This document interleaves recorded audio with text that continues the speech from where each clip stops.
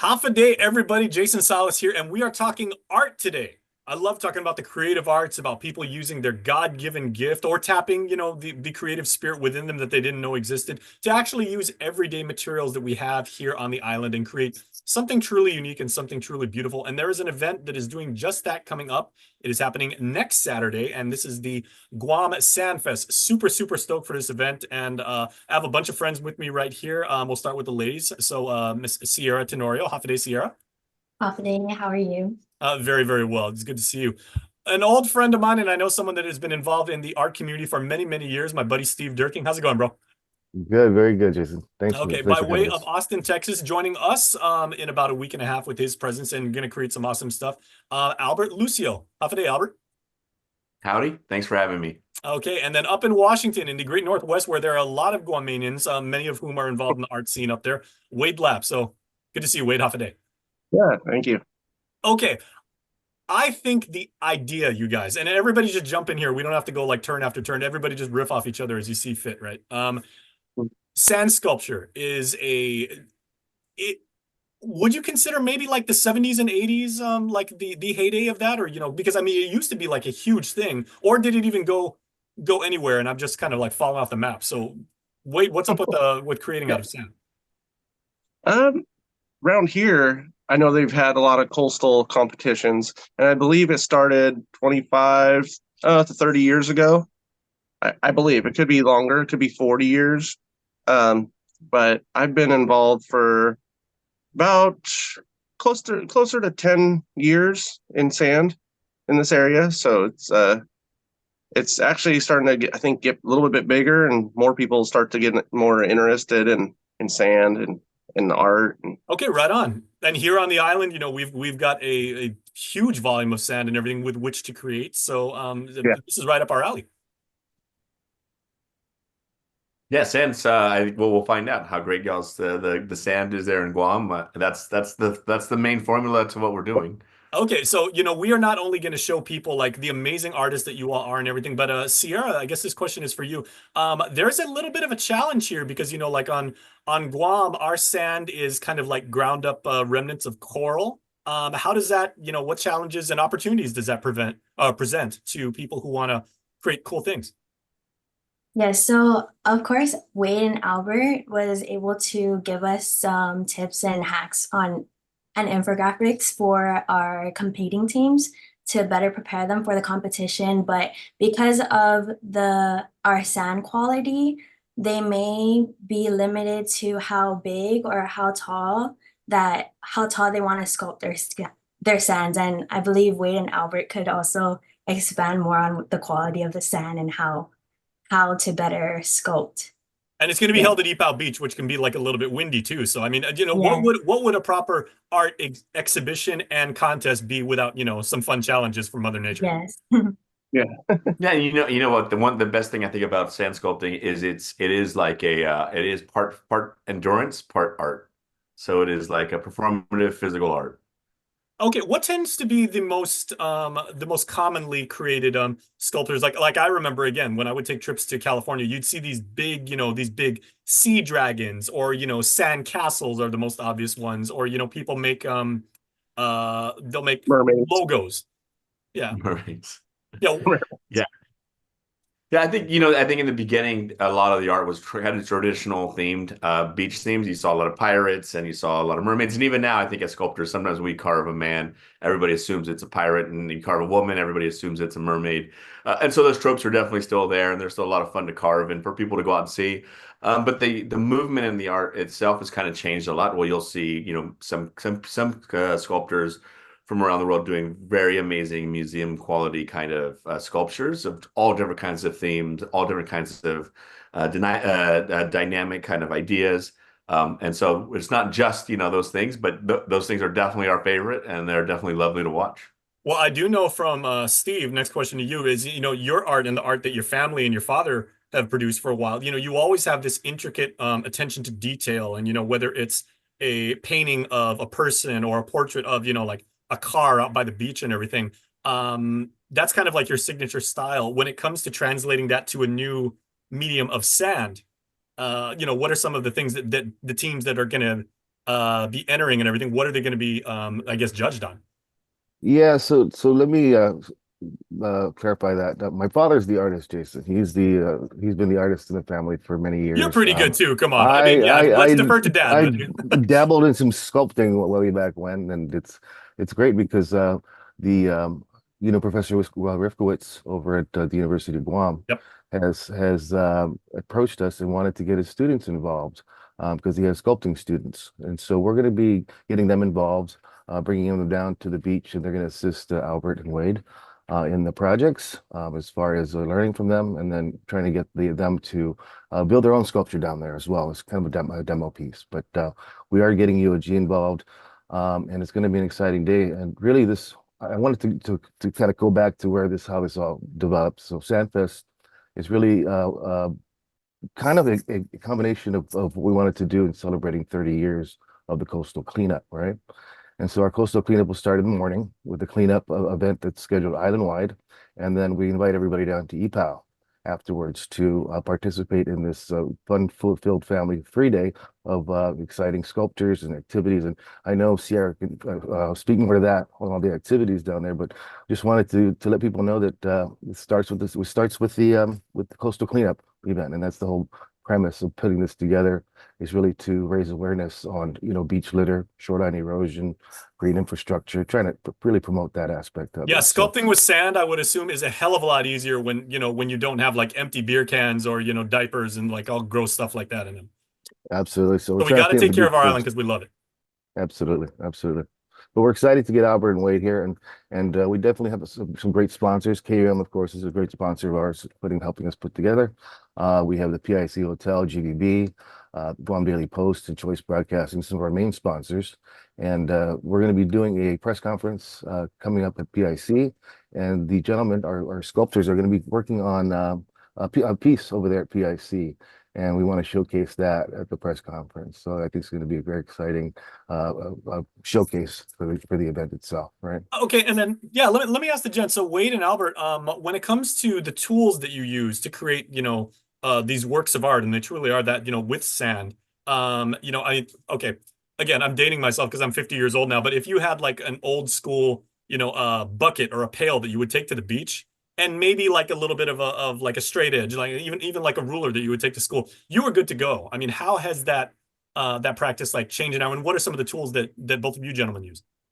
You're pretty much you're still pretty much using the basic tools. We just need something straight. So, a 5 gallon bucket is still a really good, useful tool. We've changed because there's different types of forms that we use to put together. Essentially, think of like bottomless boxes and topless boxes that you fill with sand and water to compress into the shapes that we need. Sometimes soft packing. I think most of the tools that we use now are masonry tools. So you'll see that all the way down to palette knives, which are basically smaller versions of masonry tools. Yep. And you'll see a lot of those being used. And then our most basic one, the one that's always everyone's going to ask questions about, we all have a little straw around our neck. And so it is the best way to identify a sand sculptor. And that straw is so that we're able to blow out sand. People will ask us if there's all kinds of things, but that's one of our most useful tools. And it goes around our neck because you want to make sure you put the right end in your mouth. Otherwise, you just get a lot of sand. Which would not be good. Okay, and Wade, I don't know how much research you've done like on Guam here, but our sand, again, in addition to being, kind of like coral based and everything, Mhm. and even though we're going to do with the International Coastal Cleanup, we're going to make sure that the sand is as clean as possible so you guys can do your thing. We've got a Mhm. lot of sand ants, you've got like, ask any local and everything. Our sand is pretty unique. So Yeah. Yeah, what do you know about our sand? I know it's coarse, but it's going to be a challenge. Just like any other sand, there's always something different about every location that we both go to. Like our Oregon coast sand, it's kind of gritty but it's really clean. It's like marbles, so it's been rolled around in the waves and not very dirty. So it's been washed by the waves, and it's almost like the only thing that's holding it together is the water. And you can do it just a little bit, just enough to have it stay for a little bit, but it doesn't last long. Other places can be totally different. So it's a challenge to learn all the different types of sands that you're working with. Okay, That- there's an important distinction to make because let's talk about like now, and anybody jump in as you see fit, right? What are the rules of engagement for SandFest as far as like what you can't do? Obviously, I don't think you want to use like an erector set inside, say like a yeah. sandcastle or a sculpture of a mermaid because that would be kind of like cheating. But what other types of, you talked about like a straw, maybe you can use like a little bit of water, and what are we at liberty to use? I Just think there's a wide variety of tools, right? I think there's a wide variety of tools. I think it's sand sculpting is one of those things where you don't have to have the professional tools to be a great sculptor. You can have any kind of household tools. My dad and I got started, and he used a hotel key card that he would cut up into whatever shape he needed to be able to be able to sculpt sand with, and he still does it. And I do the same thing. I think just having that straight edge, spatulas, spoons from home. We have spoons in our bags. We have forks in our bags. We have point little brushes. bristles from brushes, from like a home broom. All kinds of items can be useful in sand sculpting. The Nice. thing that you don't want is the it is that like, keeping that beach clean, and that debris and that detritus is definitely is not going to be helpful. Finding that piece of seaweed, which I don't know if you guys have seaweed, hopefully not, but those are the tricky ones. Oh You yeah. pull a little, the whole lot comes out. Yeah, we got a lot of seaweed, and Sarah, I'm sure or Sierra, I'm sorry, you can jump in on this. So we got a lot of seaweed. We also have sea cucumbers, which will pop up every now and then. Yeah. Okay, so how much of this is also done? I mean, tools and technology is cool too, but it comes down to, the inspiration and the creativity of the individual and everything. How much do you guys actually use, by hand, and you actually use your physical self to shape? Because, oh, by the way, Guam driver's licenses are really, really good. I would expect to see Yeah. like a lot of that. Yeah, yeah. I mean, there's a lot of physical. I think when I first started, I used a lot of my body. I would push on it with my elbows, my arms, my hands. It is a physically involved art. Like I said, it's a physically involved art, and I always say it's a sand sculpting involves a lot of blood, sweat, and tears. And so in the beginning, it's physical. You're doing a lot of pushing. You're doing a lot of shoveling. And you're shoveling tons of sand. You're not shoveling 50 pounds. You're shoveling close to 1,000, 10,000, depending on the amount of sand. And what we're looking at for the sculptures that Wade and I are doing, we are at least looking at 10,000 pounds of sand minimum that we are going to be shoveling. Wow. And so there is that physical aspect of it. And then once you get done with that physical aspect, it is now slowly removing the parts that you don't need to reveal whatever it is that you are designing. And that becomes an entirely mental part of the game where you're working sometimes it doesn't feel good enough. That's the big thing. Sometimes you're carving and you go, what am I doing? Why am I doing this? What poor decisions have I made in my life to get here? And then it all comes together. And it's that point where you start to feel, it's just a great feeling sensation when you start to see your vision come out. But it is so physically demanding, and you're using a lot of your own body, your hands, your back, your shoulders, your neck. All of it's going to hurt that night. A good Epsom salt bath is always a great relief at the end of the day. But there's also that mental component of just just going out there and doing something that's creating something out of your mind and making that tangible as its own reward of completing. Okay, well, we also love competition here on the show. And, like as Guamanians, we've got, proven work ethics, and we like to do things as well as we can to completion. So, Steve and Sierra, maybe talk about judgment now. Like, how do we actually evaluate these wonderful creations, and how do we determine, like, which ones are awesome and most awesomest, if that's even a word? Sure. Yeah. So Albert and Wade are going to be part of the judging criteria. They actually helped us create the actual judging criteria. So maybe they can speak to that more clearly on what can be done and what can't be done, or what can't we bring. I think we're going to have all the teams that are involved. We're going to have a meeting with them prior to that to go over all the criteria of the judging. From that respect. So Could we have but like maybe a highest sculpture sub contest, like a category? 'Cause that would be cool. I want to see how high people can go. But yeah, there's always a wow factor, and I think that's something that judges always love. Is that moment you see it and you just go, "Oh wow!" and you don't know why exactly you like it, but it's impressive, and I think that's a big point. And so if somebody gets that sand up high, that's definitely going to be impressive. Looking at the details, some of the technicalities, if there's any arches, if there's the way that it's been created, proportions, all those things, we're looking at. But definitely, I would say start off by focusing on the wow factor, and then worry about the other parts later. So that's a really interesting point to bring up, Albert. And Wade, would you agree that it's so? I mean, obviously the finished product is incredible, but it's also the craftsmanship that goes into it. Yes, yeah. So it's the difficulty in the piece. It's just it's a yeah, it's a lot. There's just this whole design, just the thought that's been put into that piece, the finish work. Finish work's very important, and completing the sculpture. Well, Wade, what about the storytelling? Oh yeah, the storytelling. I love that one. So this year I had multiple stories. So Yeah, so yeah, storytelling, I definitely. think, is another good component, right?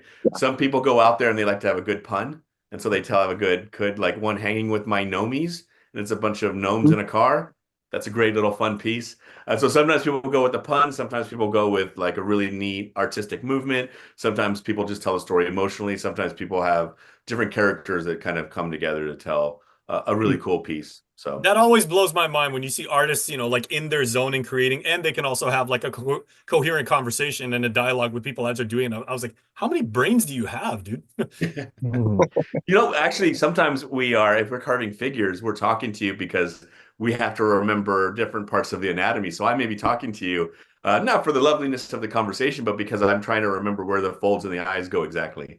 And so you get to be a little part of that sculpture because I just need that reference. Okay, and that is a Alan, very key point. So Sierra, this is a spectator event, and we want to make sure that we tell people about that. Watching these amazing, talented people do their thing is half the fun. So, we want to invite the community to come out, cheer them on, egg them on a little bit, and challenge them to do their very best work. But please come out and please participate, right? Yes, and also we hope that this event is an annual event. So through along the years, if this does become an annual event, we hope to maybe have like a People's Choice vote for the sculptures and have them vote, and they would also have a category for that prize. Nice. yeah. Okay, are there any more spots left over if teams would like to register? As of right now, we are in the works of finalizing the teams. We will be having a meeting tomorrow with them to discuss and go over about the details on the event, some of the contests and rules, and if they have any questions. But as of right now, I believe we are closing off on taking any more teams. Very Yes. nice. So we got a stacked house. I mean, and they're gonna bring it. Absolutely. Right now, we're looking at about 10 to 12 teams if everyone does pull through, yes. Okay. And then Steve, as for the coastal cleanup, which of course is, the centerpiece of this all, we want to make sure that as much people come out, get involved. Mhm. What do they have to bring as far as materials? Can youth participate, church groups, if kids want to get service learning and Oh, everything, like what's the process? yeah, absolutely. So we invite everybody to register on our website at guamtime.net. That's our registration site. They can also reach the registration form and some more information at bsp.guam.gov. And basically, you just sign up for one of the 21 sites, and we ask that minors sign up with a chaperone. So they show up with a chaperone, and we've been discussing that with all the schools already, so they know they can get the waiver forms off the BSP website, fill those out, have their parents fill out, bring them with them to the cleanup site. And so we still have a lot of open sites. It goes as far north as Taragi and Retidian to as far south as Malasu, right? All the coastlines in between. So we really need some help out there. We get free gloves. We'll give you guys the gloves, the trash bags, and a free t-shirt while supplies last. And then invite you down and come down afterwards to SandFest, where we're going to be celebrating 30 years down there. We really look forward to just having all the kids show up. Like there was going to be some little workshops. There's going to be a lot of vendors, nonprofit organization vendors that are going to be there doing some activities. So it's going to be a really fun day, and we're praying for good weather. Weather right now is not very good, but let's hope this all just blows away, right? Oh, yeah, Jace? well, as we've learned from our two learned experts and everything, a little bit of water probably helps your case if you're making incredible sand stuff. Okay, and Sure. gentlemen, I would like to give you, since you are our guest, and you guys got a flight to catch pretty soon, by the way. So we welcome you here with Island Hospitality. One final question. I just thought about this. When it comes to making sand at Epau Beach, right? Do the teams have uh, the freedom to choose whether they're maybe a little bit closer to where the water's edge, or could they be like further away from shore, depending on, you know, what they want to create. And they're actually more than willing or more than able to use the environment as like a backdrop, right? I mean, you've got the Pacific Ocean there, which makes a Yeah, heck I of mean, a yeah, I mean, backdrop. depending on how the plots are laid out, I'm not sure they are, but there is a big component in, I think, in sculpting, in where the sun is, where because judging happens at a certain time, and shadows. Sand is really only kind of one color. It's different shades of that color, different kind of patina, but it's really kind of one kind of color. And so the way the light hits it, where the shadow would be, is going to make a dramatic effect on your sculpture or wash it out completely. And so sometimes the way that you place it is going to really impact the way that we look at it as judging. Okay, and I But think if we mostly started we're if we looking start at at 10 in the fun. morning, you're gonna have at least one low tide. So you can go pretty close to like where the water comes in, and you'll be able to make a crazy sculpture. Yeah, but then you're racing against the tide if that comes back in. Yeah. Okay, Wade, any Yeah. final thoughts? No, I think we kind of touched on the beach stuff. Yeah, it just depends on where the plots are, and you know, every plot, depending on the sand, is going to have its own. Can have shells, have seaweed in your plot. So I don't know. It'll be interesting to see. All right. Well, we greatly look forward to both of you gentlemen and all the teams coming out and participating in SandFest. Let's do what we got to do, my fellow Guamanians. We got to be the responsible islanders. As Steve said, let's make our way all around the island. Let's clean up the coast. All right. And then let's all head together as an island family to Ipao Beach, and let's watch, cheer on, and then ultimately see these amazing sand sculptures. So, Sierra, we started with you. We'd like to end with you. What's a final push where people can find out more information? I know they can register at guamtime.net, but where's more information online? Yes, we do have a website. It's sandfestguam.com. You can also see all the lineups of the vendors, the food vendors, our entertainment. And as for our coastal cleanup volunteers, we will be giving out 300 souvenir badges for those who come down to the SandFest after the coastal cleanup. And we will also be offering them some discounts. Some of the food vendors that will be offering some discounts for the coastal cleanup volunteers to thank them for the participation, and that is also listed on our website. All right. Easy money. All we got to do is, you know, like help keep our island clean, and then go cheer on some amazing, talented people. So everybody, thanks so much for this. I'm really looking forward to it. Thank you, Jason. Appreciate it. All right. Thank you. For having us. Thanks. All right, we'll Forward to see the you guys good soon. and the good views. See ya. Bye.